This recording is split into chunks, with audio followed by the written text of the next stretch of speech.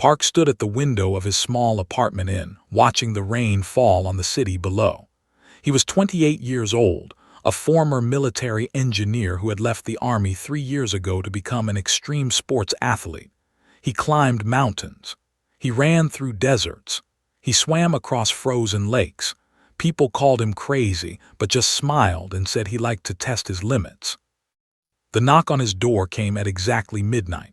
When he opened it, he found 3 figures standing in the hallway. They were not human. The first was tall and thin, with blue skin that seemed to glow faintly in the dark. The second was short and wide, covered in what looked like living metal. The third had no body at all, just a floating sphere of light. "Park of Earth," the blue one said. "We are representatives of the Galactic Council. We have been watching your species for 300 years. We have decided that humanity is ready to send one representative to the Galactic Games." Stared at them for a long moment. Then he stepped aside and said, "Come in, I will make tea." The aliens looked at each other in confusion. They had expected fear or excitement or disbelief. They had not expected tea. Over the next hour, they explained everything. The Galactic Games were held every 50 years. Species from across the galaxy sent their best athletes, their scientists, their most creative minds. The games tested everything: strength, speed, intelligence, endurance, creativity. The species that won gained great honor and influence in galactic politics. No new species had won a single event in over 800 years. The old powers, especially had dominated for so long that most younger species did not even bother to compete anymore. They just watched and accepted their lower place in the galactic order. "Why me?" asked. "Earth has many great athletes, many great scientists. Why choose me?" The sphere of light spoke for the first time. Its voice was like music and mathematics mixed together. "We analyzed every human on your planet. You are not the strongest. You are not the fastest. You are not but you are the most adaptable. You learn quickly. You do not give up. And you read." "I read." "You have read more books than 99% of your species. History, science, philosophy, strategy. You collect knowledge like others collect money. This is rare. This is valuable." Thought about this. Then he asked, "Can I bring someone with me?" The aliens had not expected this question either. They discussed it among themselves in a language that sounded like wind through crystals. Finally, the blue one nodded. "You may bring one companion. They cannot compete, but they can advise you." Already knew who he would bring. His younger sister, Park, was a physicist at Seoul National University. She was smarter than him in every way that could be measured. More importantly, she was the only person in the world who understood how his mind worked. 2 weeks later, the siblings boarded an alien ship and left Earth behind. The journey took 3 months. During that time, read the official rulebook of the Galactic Games. It was over 10,000 pages long, written in a language so complex that the translation software often failed. He read it 17 times, helped him understand the parts about physics and mathematics. Together, they found things that seemed strange, rules that did not make sense, exceptions that had exceptions. "These rules were not written to be fair," said one night. "They were written to help certain species win." "I know," said. "That is why I am reading so carefully." Station Orion 7 was the largest structure had ever seen. It was a ring world, a massive circle floating in space, with an artificial sun at its center. Billions of beings lived there from thousands of different species. Some walked on 2 legs like humans. Some floated. Some existed as pure energy. Some were so strange that his brain could not fully understand what he was seeing. At the spaceport, a crowd had gathered to watch the new arrivals. Saw cameras and recording devices pointed at him. He heard whispers in 100 different languages. His translator chip, implanted before he left Earth, struggled to keep up. "Look at them, so small. Mammals from a primitive world. They still burn dead plants for energy. How embarrassing for the council to invite such creatures." Kept his face calm. He had expected this. Humans were new, humans were weak. Humans came from a planet that most advanced species considered a backwater. He would not let their words hurt him. Words were just sounds. Actions were what mattered. The opening ceremony was held in a stadium that could hold 50 million beings, and sat in the section reserved for new species, surrounded by other first-time competitors. There was a rock-like creature from a heavy-gravity world, a group of insect beings that moved as one mind, a plant-like species that communicated through scent. All of them looked as nervous as felt. They entered last as tradition demanded. They were the champions of the previous games and the games before that and the games before that. Their bodies were made of living silicon, beautiful and terrible at the same time.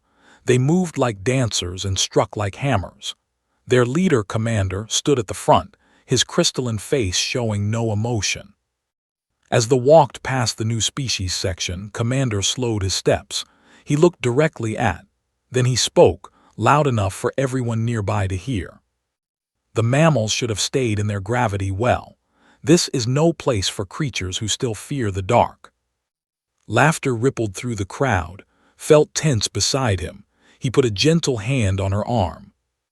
"Let them laugh," he whispered. "They do not know us yet." Stood up, the laughter died. Everyone watched to see what the human would do. He bowed slightly to Commander, a traditional Korean gesture of respect. Then he smiled and said, "Thank you for the welcome. I look forward to the games." Commander's crystalline face flickered with something that might have been surprise. Then he turned and walked away without another word. Looked at her brother. That was either very brave or very stupid. "Probably both," admitted. "But now they will remember me, and when the games begin they will be watching. That is exactly what I want." The first event would begin in 3 days.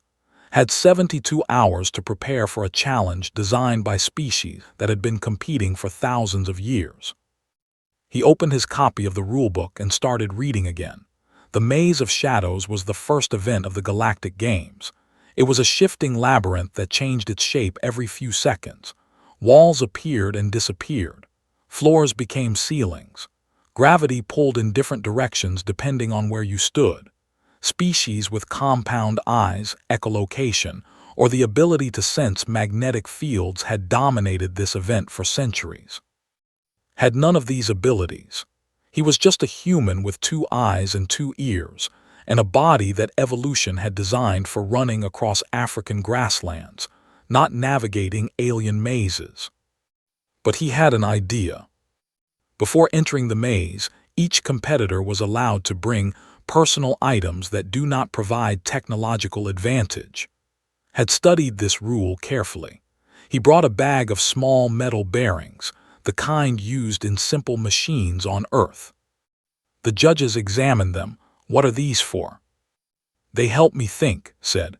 "I like to roll them in my fingers when I am nervous." The judges found no technology in the bearings. They allowed him to enter. Inside the maze, did not try to see the path ahead. Instead, he rolled the bearings across the floor. He listened to the sounds they made. When a bearing hit a wall, it made one sound. When it fell into empty space, it made another. When gravity shifted, the bearings moved in new directions, telling him which way was now down. He was mapping the maze through sound. The other competitors ran and flew and teleported through the labyrinth. They used their natural gifts to find the fastest path, moved slowly, carefully, listening to his little metal balls bounce and roll. He did not win. A species called the who could hear sounds from a kilometer away finished first, but when the results were announced, had placed 11th out of 200 competitors. The crowd fell silent. No new species had finished in the top 50 for 300 years. Was waiting for him outside the maze. She hugged him tightly. "How did you know that would work?" "I did not know," he admitted. "But I knew that trying something unexpected was better than trying to compete on their terms." The second event was called the Trial of Endurance. It was simple in concept. Competitors ran across a volcanic plain until they could not run anymore. The ground was hot. The air was thin.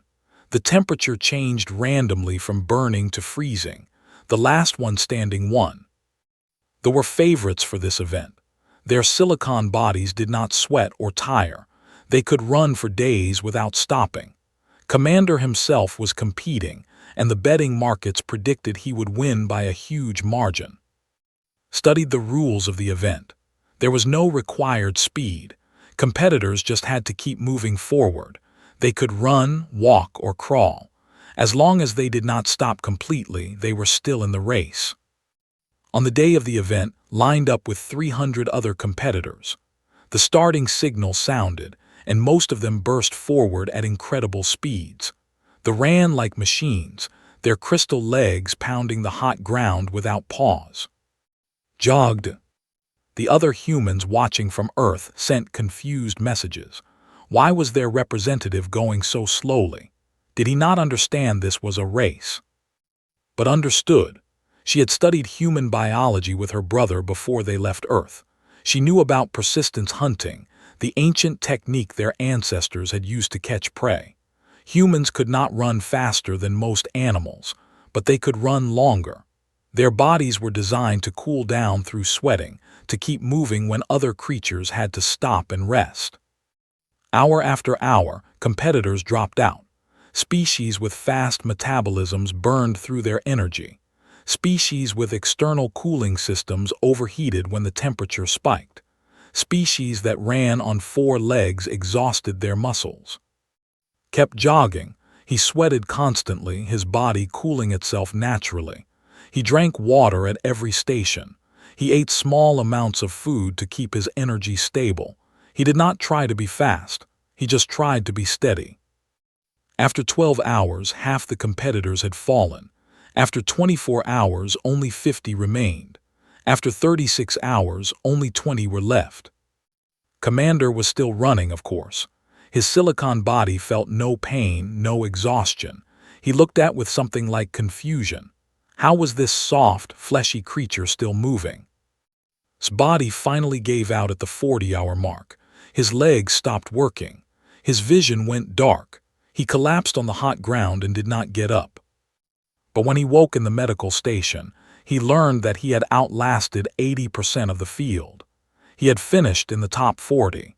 Only the silicon-based species and a few extreme specialists had beaten him.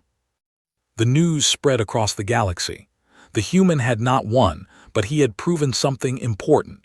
Humans could endure. Humans could suffer and keep going. This soft, wet, primitive species from a backwater planet had a strength that was hard to measure but impossible to ignore. The third event was called the Memory Spiral. Competitors were shown a long sequence of symbols, sounds, colors, and patterns. Then they had to recall the sequence perfectly. Species with crystalline memory structures or hive mind connections always won. Their brains could store information like computers. Lost badly. His human brain was not designed for perfect recall. He made mistakes. He forgot sequences. He finished near the bottom of the rankings. But while he competed, watched from the stands. She was not watching her brother. She was watching the judges. She was watching the scoring system. She was watching everything except the actual competition. That night in their small room at the athlete village, she shared what she had learned. The rules say competitors must recall the sequence, she said. But they do not say how the competitor must store the memory. They assume everyone uses biological memory because that is what all species have always used. Looked at her. What are you suggesting?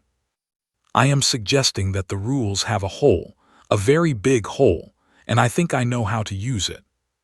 She pulled out her tablet and began showing him calculations, physics equations, engineering diagrams, something she had been working on during their 3-month journey to Station Orion 7. Listened carefully. When she finished explaining, he smiled. This could change everything, he said. It could also get us thrown out of the games, she replied. Or worse. Thought about Commander and his mocking words. He thought about all the species who had been losing for centuries because the rules were designed to make them lose. He thought about Earth, so small and young compared to the ancient civilizations of the galaxy. "Let us take the risk," he said. "We did not come here to play it safe." The next morning, asked for a meeting with the representatives of 12 different species. All of them were from younger worlds. All of them had been losing the games for generations. All of them were tired of being looked down upon by the old powers. It was time to form an alliance. The cargo bay was dark and cold, hidden in the lower levels of Station Orion 7 where maintenance workers and cleaning robots did their work. Had chosen this place for the meeting because no one important ever came here. No cameras, no listening devices, no witnesses. 12 species sent representatives. They came from worlds with different gravities, different atmospheres, different biologies. Some breathed oxygen like humans, some breathed methane, some did not breathe at all. But they all had one thing in common. They were tired of losing. Stood at the center of the group, a small human surrounded by creatures that could crush him, burn him, or dissolve him without effort. But he was not afraid. He had invited them here because he believed they wanted the same thing he wanted. "Thank you for coming," he said. His translator chip turned his words into 12 different languages. "I know this is a risk for all of you. If they find out about this meeting, there could be consequences." A crystalline being named stepped forward. His body was made of living quartz, and light passed through him like water through glass. His species, though, had been competing in the games for 2,000 years. They had never won a single event. "Why should we trust you?" asked. "Humans are new, you have no power, you have no allies, you have nothing to offer us." Nodded, he had expected this question. "You are right, humans are weak. We cannot fight like we cannot think like we cannot fly like but we have one skill that I believe is useful." "And what is that?" asked a tall insect-like being from a hive mind species. "We read the rules," said, "and we find ways to break them without breaking them." He pulled out a small device and projected an image into the air. It showed the rulebook of the Galactic Games, 10,000 pages of regulations and guidelines. "These rules were not written to be fair," he continued. "They were written by the old powers to help themselves win. Every event is designed to favor certain species. The maze favors those with special senses. The endurance trial favors those with efficient bodies. The memory spiral favors those with perfect recall. The old powers have shaped the games over thousands of years to make sure they always have the advantage." The representatives shifted uncomfortably. They all knew this was true, but no one had ever said it out loud before. "However," said, "the rules have become so complex that they contain contradictions, loopholes, spaces where the letter of the law says one thing but the spirit of the law says another. If we work together, we can use these spaces to level the playing field." Made a sound like glass scraping against stone. "You are proposing that we cheat." "No, I am proposing that we compete according to the rules as they are written, not as the old powers intended them to be understood. There is a difference." A small creature that looked like a floating ball of light spoke up. "What do you want from us?" "I want to share information," said. "Each of your species has unique strengths, things you can do that no one else can do. If you share these strengths with me, I will find ways to use the rules to help all of us. We rise together or we fall alone." The representatives looked at each other. For a long moment, no one spoke. Then said, "My species can see light frequencies that are invisible to most beings. We have never found a way to use this ability in the games." Smiled, "Tell me more." One by one, the other species shared their secrets. The hive mind beings could process information faster than any computer. The methane breathers could survive in environments that would kill most competitors. They could sense changes in air pressure from kilometers away. Each species had abilities that seemed useless in the current structure of the games, but might become powerful if the rules were interpreted differently. By the end of the meeting, had collected enough information to fill a book. He thanked each representative personally and promised to share any advantages he discovered. As they were leaving, stopped beside him. "Human," the crystal being said, "why are you doing this? You could focus on your own success. Instead, you are helping others." Thought about the question. "On Earth," he said, "there is an old story about a man who was lost in a dark forest. He could not find his way out alone, but he met other lost travelers and together they combined their knowledge. One knew the stars, one knew the plants, one knew the sounds of animals. Alone, they were helpless. Together, they found the path home."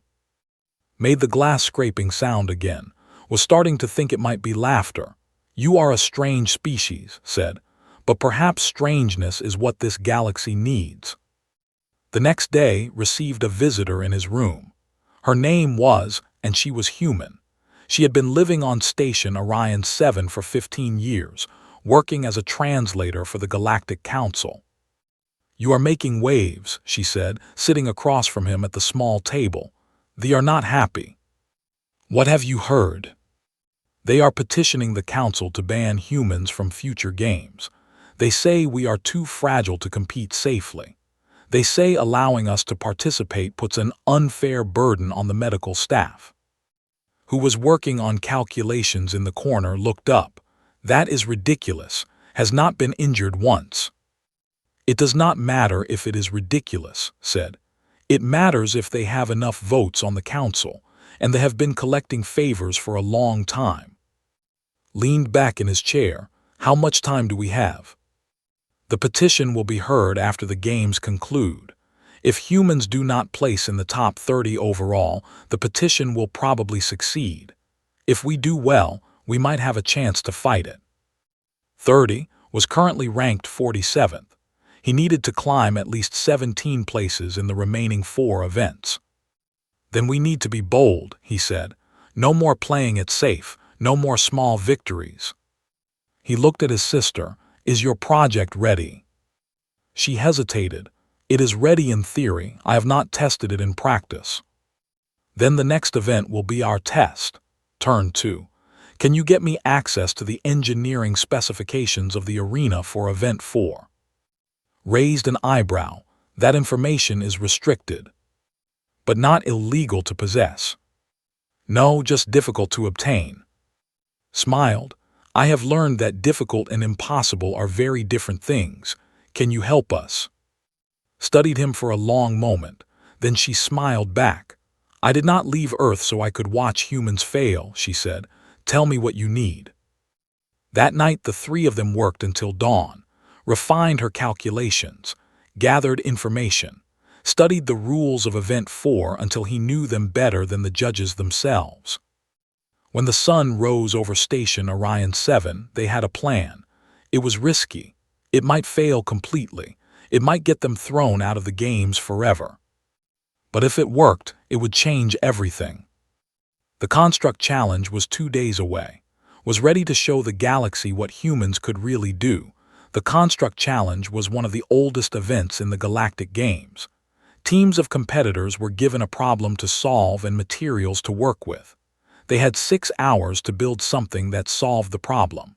The judges scored based on creativity, efficiency, and elegance. This year the problem was simple.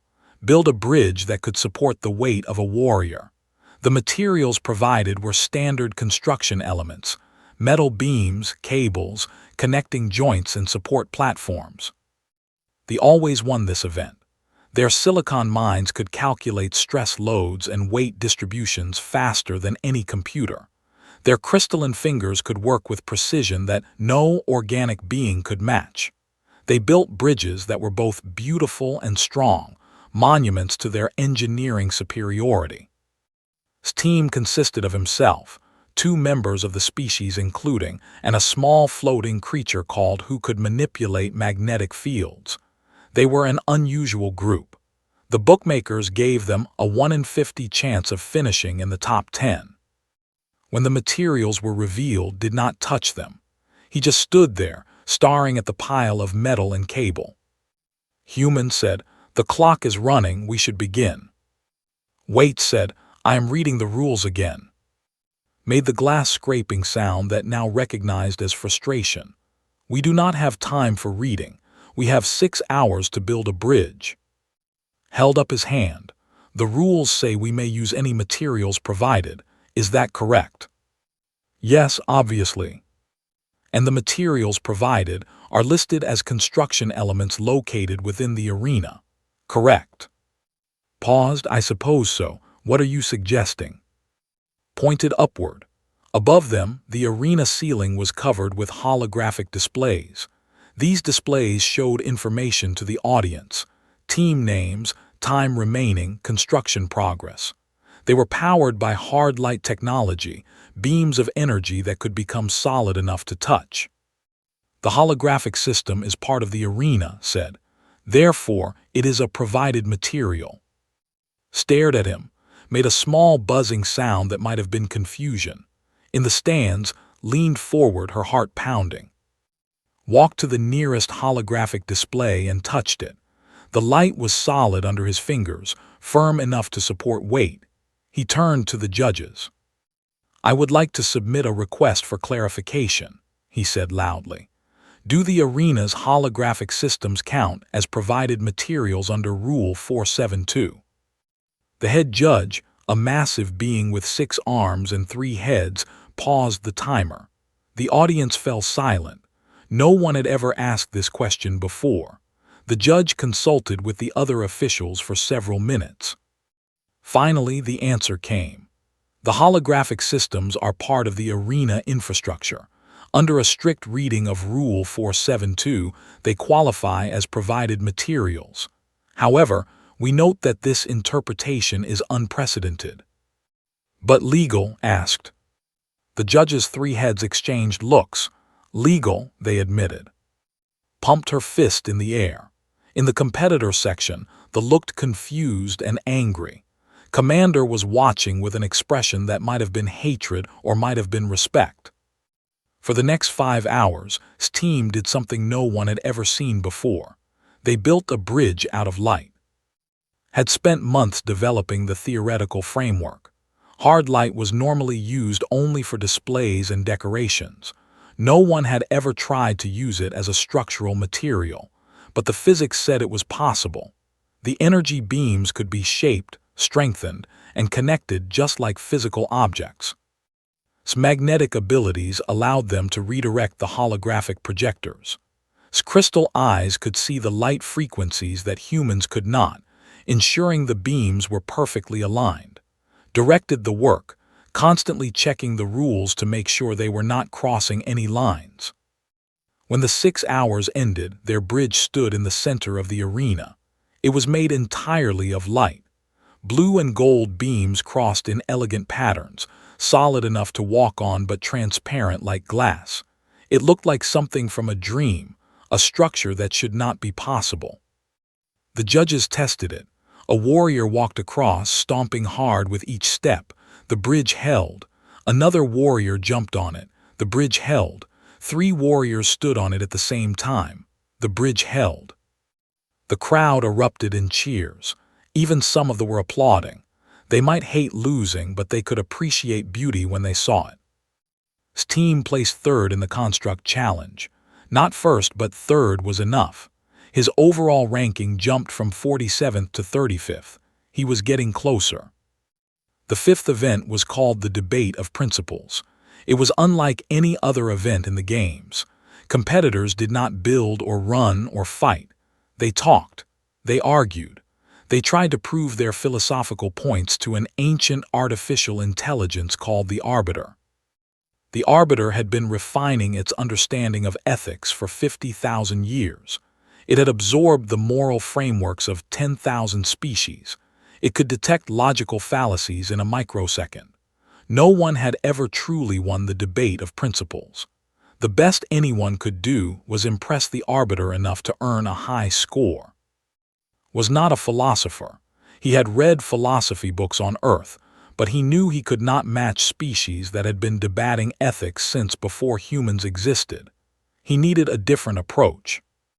When his turn came, he walked to the center of the stage and faced the Arbiter. The AI appeared as a simple white sphere, but could feel its attention like a physical weight. "Park of Earth," the arbiter said. "You have 30 minutes to present your position. The topic is, what is the highest moral duty of an intelligent species?" Did not answer the question. Instead, he asked one of his own. "Arbiter," he said, "you have judged the debate of principles for 50,000 years. In all that time, have you ever evaluated the rules of the galactic games themselves as a moral subject?" The arbiter paused. The pause lasted 0.003 seconds, which was an eternity for an AI of its processing power. "No," it admitted. "I have treated the rules as a framework within which moral questions exist. I have not evaluated whether the framework itself is ethical." "Then I would like to propose a new topic for debate," said. "Are the rules of the galactic games morally just?" The arena fell completely silent. No one had ever questioned the rules in the debate of principles. The rules were the rules. They were not supposed to be discussed. They were supposed to be followed. The arbiter considered the proposal for several seconds. Then it said, "This is an interesting question. I will allow it." For the next 30 minutes, made his case. He argued that rules which systematically favored certain species over others were not fair.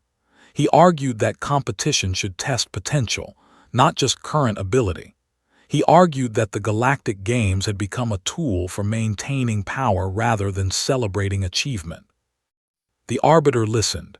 It asked questions. It pushed back on some points and agreed with others. By the end, was not sure if he had won anything at all. Then the arbiter announced its decision. "This debate has no winner," it said. "The question raised by the human competitor is too complex to resolve in 30 minutes. Therefore, all competitors in this event will receive equal scores." Equal scores. Every competitor. The smaller species in Alliance, who usually finished near the bottom of the debate, suddenly found themselves tied with the old powers. Had not won, but he had prevented everyone else from winning too, and in doing so, he had helped his allies climb the rankings. Commander found him after the event. The leader said nothing. He just stared at with his crystalline eyes, then turned and walked away. 2 events remained, was now ranked 28th. The finish line was in sight. But the hardest challenges were still ahead. The 6th event was called the Hunt. Competitors tracked a simulated prey creature through a jungle environment. The prey was an artificial being, programmed to run and hide and survive. The competitor who caught it first won. Species with superior senses always dominated the hunt. They could see heat signatures through walls. They could hear heartbeats from a kilometer away. The trackers could smell a single molecule of prey sent from across the jungle. Had none of these abilities, but with help from his alliance, he had learned something important about the simulation. Had examined the prey creature's code using his ability to see normally invisible light frequencies. The code revealed something fascinating. The prey was programmed to avoid threats, but how did it define a threat? The answer was simple. It looked for signs of aggression, raised voices, rapid movement, hostile intent. If a competitor did not display these signs, the prey would not recognize them as a hunter. When the hunt began, all the other competitors charged into the jungle. They crashed through bushes. They shouted tracking commands. They moved like predators on the kill. Walked slowly, he kept his body relaxed. He hummed a quiet tune, and when he saw the prey creature hiding in a tree, he did something no one expected. He sat down beneath the tree and started singing. It was an old Korean folk song. His grandmother had taught it to him when he was a child. The melody was gentle and sad, a story about farmers waiting for rain. Had not thought about the song in years, but now it came back to him perfectly. The prey creature watched him from the tree. Its programming analyzed the human below. No aggression detected, no hostile intent. The sound waves from his mouth were irregular but not threatening. Classification, non-threat. The creature climbed down from the tree. It moved closer to the strange sound. Closer, closer. Reached out and touched its head. "Caught you," he whispered. The simulation ended. The judges announced the results. Park of Earth had won Event 6. The first human victory in Galactic Games history. Was crying when she found him after the event. Was laughing. All around the station, humans who had traveled from Earth to watch were celebrating. Even some of the alien species were cheering. The underdog had won. But did not celebrate long. He knew the final event would be the hardest. The final challenge was always designed by the previous game's champion species. They had created a combat simulation. 2 competitors entered an arena and fought until one could not continue. Though with their silicon bodies and perfect reflexes, had never lost a final challenge they designed. Going into the last event, ranked 4th overall. Commander ranked 1st. The gap between them was enormous. Even if won the final challenge completely, he probably could not claim the overall championship. But he could make history. The night before the final challenge, read the rules one last time. He read them forward and backward. He read the footnotes and the appendices and the ancient precedents. And in a section that had not been updated in 2,000 years, he found what he was looking for.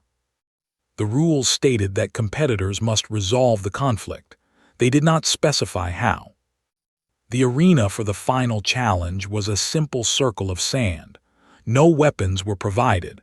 Competitors were expected to use their natural abilities. This meant their crystal fists and perfect combat skills. For this meant soft flesh and breakable bones. Commander stood across from him, his silicon body gleaming under the lights. They had removed the ceremonial armor that champions usually wore. He wanted everyone to see his natural form, his perfection. "Human," Commander said, "you have surprised me many times during these games. I will not make the mistake of underestimating you. When this begins, I will end it quickly. You will not suffer." Bowed respectfully, "Thank you for your consideration." The starting signal sounded. Commander charged forward. He was faster than anything had ever seen. His crystal fist swung towards head with enough force to shatter bone. Did not dodge. He did not fight. He dropped to his knees and sat down in the sand. Commander stopped. His fist hung in the air, centimeters from his face. "What are you doing?" they demanded. "Resolving the conflict," said calmly, "through non-violent means." The crowd was silent.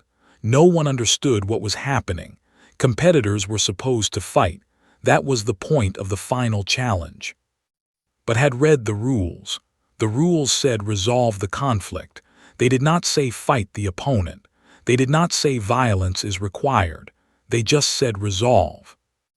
"If you strike me," continued, "you will win this event. But before you do, I want to talk to you."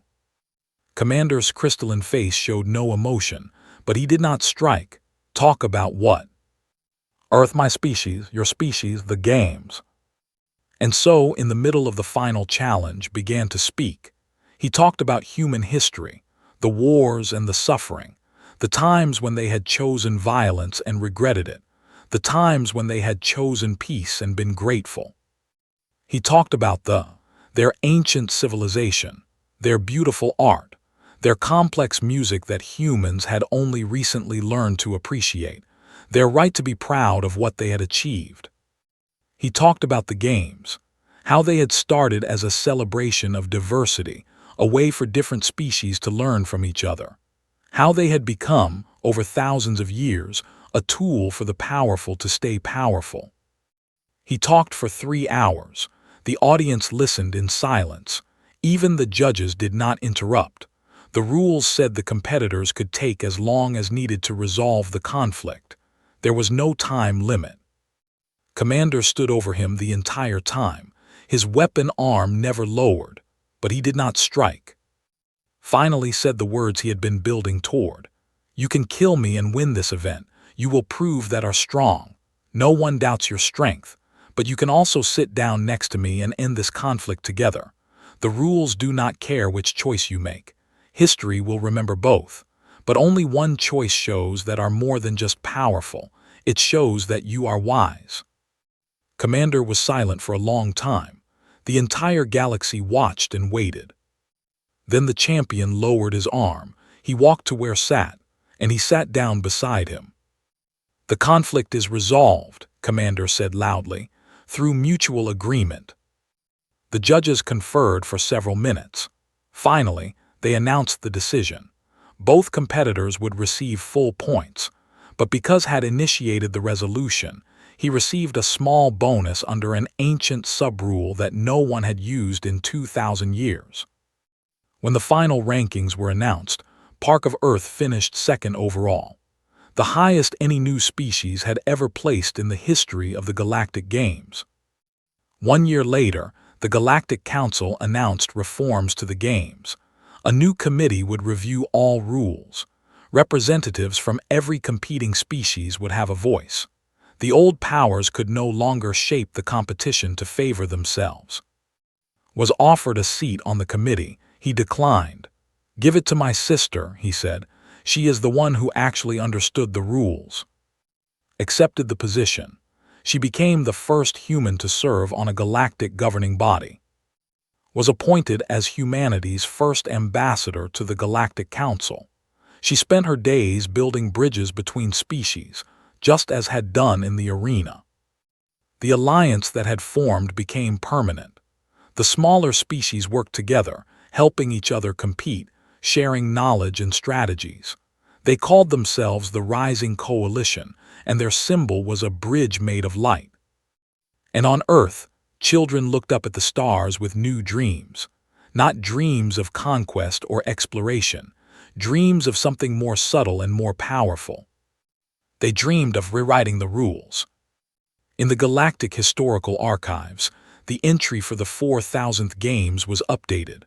A new note was added at the bottom, written by an unknown archivist. They thought they were inviting a contestant. They had invited a precedent. Read the entry once, smiled, and closed the book. Then he went outside to watch the sunset over, the same way he had done before his journey began. The sky was full of stars, and somewhere among them the rules were changing.